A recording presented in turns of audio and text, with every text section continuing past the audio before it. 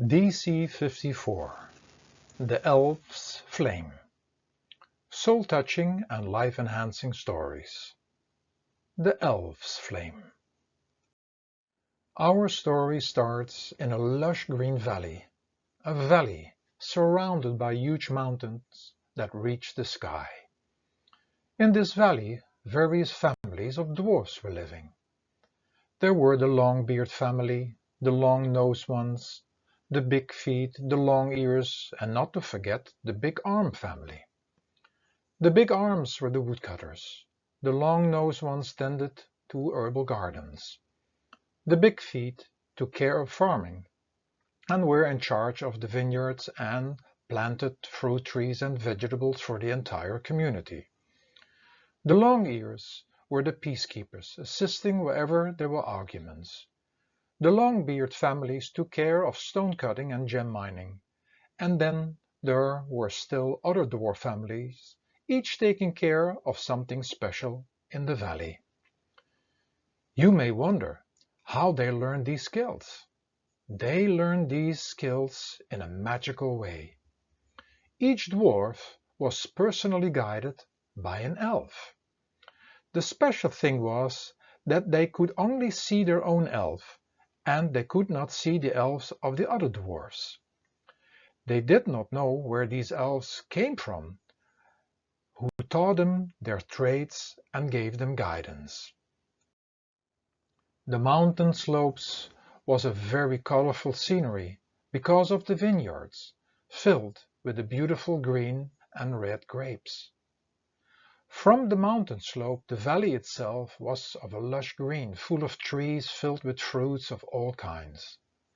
The rocks, which came from the stone cutting of the long-bearded dwarfs, were used for home building. The caves, which the Longbeards created, were specially caves for healing purposes.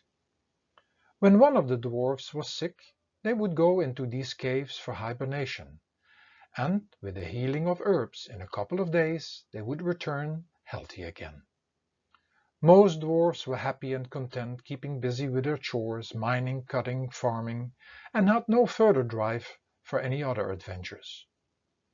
Among the long-bearded dwarfs, however, there was a feeling of adventure because of the old tales and stories that were still going around among them. There were stories that there was another world to be discovered on the other side of the mountains, which was only to be reached by cutting a tunnel through the mountain. Going over the mountain was impossible as the mountain tops reached the sky and they were covered with snow and ice. The tale said that one needed to cut and chisel, creating a path through the mountain in order to discover this new world, which would be a job for a lifetime or even longer. Also, these stories mentioned that they would encounter dangers such as traps and dragons and labyrinths. So most dwarfs thought that they were just stories. Others thought that it was just too difficult to accomplish and therefore had no intention of going along with this journey. This is where our real story begins, with Ronan Orkin from the long-bearded family, who was a very gentle, good-hearted, trustworthy and honest dwarf, and still believed that there was another world to be discovered, and that it was possible to reach it. He had a guiding elf just like any other dwarf, and his elf was named Mikaela. This elf, with pretty brown eyes, had pointed ears, had several wings, and her body was of a shiny golden color. Her wings were silvery, and she had long hair which reached her feet. Mikaela was not all the time with him, as she would travel to a place unknown to Ronan Orkin, but always came back when she was needed to guide Ronan Orkin. Ronan Orkin had developed a very good relationship with his elf, Mikaela. One morning, having had a very enlightened dream, where he had dreamed about the other world for the first time in his life, he asked Mikaela, "Where do you come from?" I come from a place where all stories start, she answered. It is a secret. Seemingly that was the beginning and the end of the conversation. But his curiosity persisted. So one day, a rainy day, Michaela left his side, and Ronan Orkin, as fast as he could, ran after the elf to see where she was going, which was not the agreement. No dwarf was to follow his elf. But this time Ronan Orkin could not resist. He wanted to know where the elf was going. Somewhere deep inside of him he longed to see the world behind the mountain, the world he thought Michaela came from. As he was following Michaela, he saw her hovering in front of the mountain wall, and after some moments she disappeared through the mountain wall itself. Because he was hiding and could not see exactly what was happening, he was puzzled by what he had seen and what had happened. Quickly he marked the spot where Michaela disappeared by scratching on the wall with a gem he had in his pocket. Then he went back home, took his chisel, and returned. The rain had stopped, and now Ronan Orkin started chiseling at the mountain wall to create an entrance to follow Michaela. It was hard work, and it was not long before he was soaking wet from sweating. After some hours of work he went back home, but every time he returned to the spot when Michaela was not around. One afternoon, after putting in many hours of work, he became tired and decided to take a short break. While resting against a tree, he fell into a deep sleep. "So," spoke Michaela the elf, "I see, Ronan Orkin, you have been working hard." Before answering, he had to come to terms with his own feelings because he felt guilty by not having told Michaela that he had followed her against the rules and what he was planning to do. Honest of heart, he could not tell a lie. "Sorry, Michaela, but I could not resist. I had this dream, and I really know that there is something behind the mountains.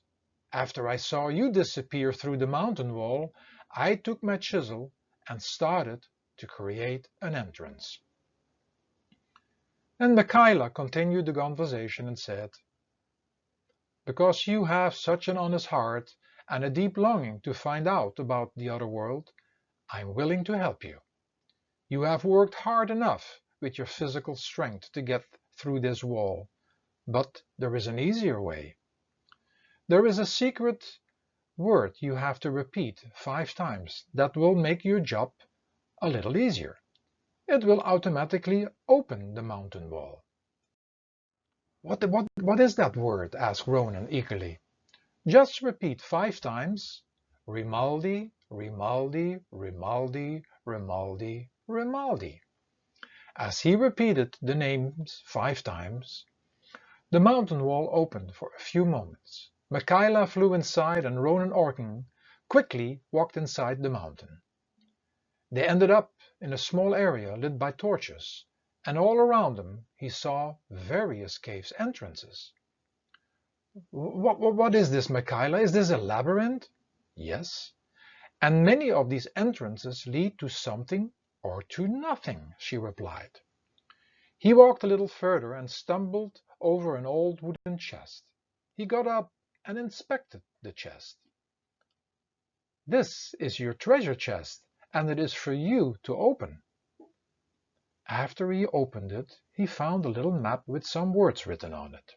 It said, "Listen to the echoes of the caves, and when you find the right echo, walk inside and through that cave to your next adventure." After he had finished reading, the letters disappeared from the map. Do not throw the map away," said Michaela. "Keep it safe, for you may need it later." Ronan Orkin started the tedious job of singing into all the caves and listening to the echoes coming from those corridors. There were many of them, and he figured out that if he closed his eyes, the better he could listen to the echoes coming back to him. After experiencing many different echoes, he pointed out a cave and said to Michaela, "I am sure that that is the cave I need to walk into, because the echo takes much longer to return. It is vague and is different from the others." Michaela nodded. Ronan Orkin took one of the torchlights and walked into the cave. It was a long walk. The cave tunnel went on for many hours, but the urge of wanting to see what was at the end of the tunnel kept him going, and he did not feel tired at all. Finally he spotted some light, enough that he could put his torch out. Walking closer and closer to the light, his eyes adjusted to the new light, which was much brighter than the sunlight in the valley. To his amazement, he ended up in a world with hills and valleys inside the mountain itself. It was so huge that he could not even see the inside wall of the mountain on the other side. The intense light was coming from the mountain tops, which looked like huge campfires surrounded by round crystal mirrors, reflecting their light, creating the idea that many suns were hanging over the mountain tops. It was beautiful. Ronan Orkin, not knowing what to do, intuitively grabbed into his pocket and took out the map. A new message had appeared. Go into the forest and join the parade of candles. Michaela had flown away and returned with some food. After his stomach was filled, he drank some water from a little stream nearby, and then he started his journey into the forest. He did not feel alone, for Michaela the elf was always flying in front or alongside him. The trees he passed were all of different shapes, and they all had faces. Friendly, smiling faces, all watching him on his journey. He felt comfortable and warm and kept on walking until he decided to rest his body. After some time he woke up because of a buzzing noise of Michaela's wings. He opened his eyes and found everything around him was filled with an intense light. He saw shadow-like characters, hundreds of them, dressed in white, walking in a parade, and each of these characters was holding a huge white candle up in the air. The candle wax was dripping down over their arms, chest, and down onto the ground. It looked strange, but it was beautiful at the same time. He stood up, and one of the shadow-like characters gave him a candle and made space for him so he could join the parade. Just like the others, he held the candle up high. The wax dripped down his hand and arm and chest without hurting him. After some time, the parade ended at a huge lake. In the middle of this lake, a huge white swan was moving gracefully. The shadow-like characters circled the lake. Their candles made the lake reflect with magical colors. Ronan Orkin sat down and automatically grabbed for his map. Again, new words had disappeared. It read, "Speak to the swan and go over the 3 mountains." As he was reading the message, the shadow-like characters disappeared. He called out to the swan, which slowly came closer. Ronan Orkin looked around and saw the 3 mountains rising in the east, and then to his amazement the swan spoke and said, "Hello, Ronan Orkin. How can I be of service to you?" After catching his breath, he spoke, I need to get over the 3 mountains to the next destination in my adventure. It is far, and I do not know how to do that." Then the swan answered, "Just come and sit on my back, and I will fly you over there." After Ronan took his place on the back of the swan, it took off over the water, going higher and higher into the inner sky of the mountain. And the higher they went, the more beautiful the view was. He saw thousands of golden elves flying back and forth, coming and going from a huge mountain top behind the three mountains. He had not noticed them before because of the bright light coming from the mountain tops, but now he could see them clearly. They must all be the private elves of the dwarfs in the valley, Ronan thought. As they flew further over the three mountains, Ronan saw the brightest light. It was a huge golden flame where all the elves were flying in and out from. What is this special flame? Ronan asked. This is the flame of everlasting life, said the swan, and it is the elves that keep you alive and keep you busy in the valley. They let you experience what life is all about. As they came nearer and nearer to the golden flame, again he was amazed, for it was not hot at all. On the mountain top he stepped off the swan and thanked the swan for its service. Then, without being afraid, he went closer up to the flame and held his hand in the flame. It did not burn him. He took his water bottle and poured it out on the flame, but it didn't affect it at all. Michaela spoke. Ronan, it is now that I am allowed to speak, as this is the last part of your adventure. You did a great job, came a long way, and now I can reveal the secret of life to you. Just follow me inside the flame. At first he was a little scared, but he knew that so far everything had gone right in his adventure. And together with all the hundreds of other elves which were flying in and out of the flame, he stepped inside.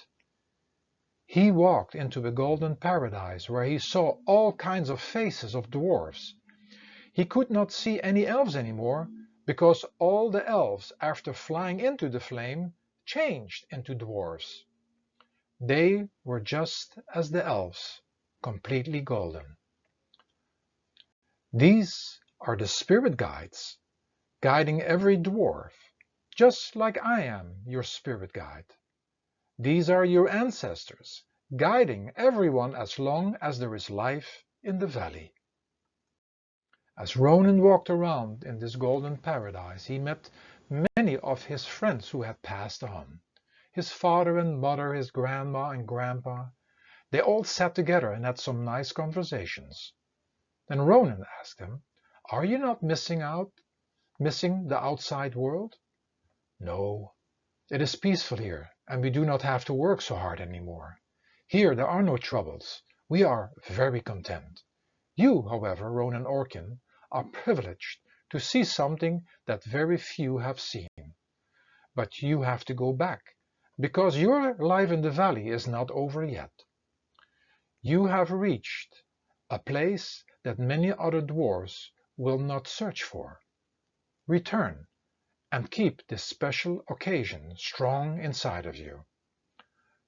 "It is time for us to go," said Michaela, and both of them stepped out of the flame where the swan was waiting and flew him back to the labyrinth of caves. Now Ronan Orkin understood that there was nothing special on the other side of the mountain, but the secret was to be found in the mountain itself. Ronan, guided by his elf Michaela, lived for many years a happy and content life. But any time he wanted to, they went through the wall to visit the elf's flame, the flame of everlasting life. And because of this adventure, Ronan was one of the few dwarfs who was not afraid anymore of death, because he knew he too would become an elf and live forever to assist other dwarfs in their lives. What the story could bring us. Everything is a gift from the life force. However, these gifts are perishable. The life force that provides these gifts is like an eternal flame. This eternal flame is beyond the physical realm and our mind, and will be found when we feel an attraction to find it. From that moment on, we can start a new adventure, full of challenges in order to discover this flame. In order to achieve this road, perseverance is required. In essence, all of us are this eternal flame, this life force, and every gift, as long as it lives in creation, is sustained by this life force. This force, which has all knowledge and wisdom, guides us in our worldly experience and is ever present.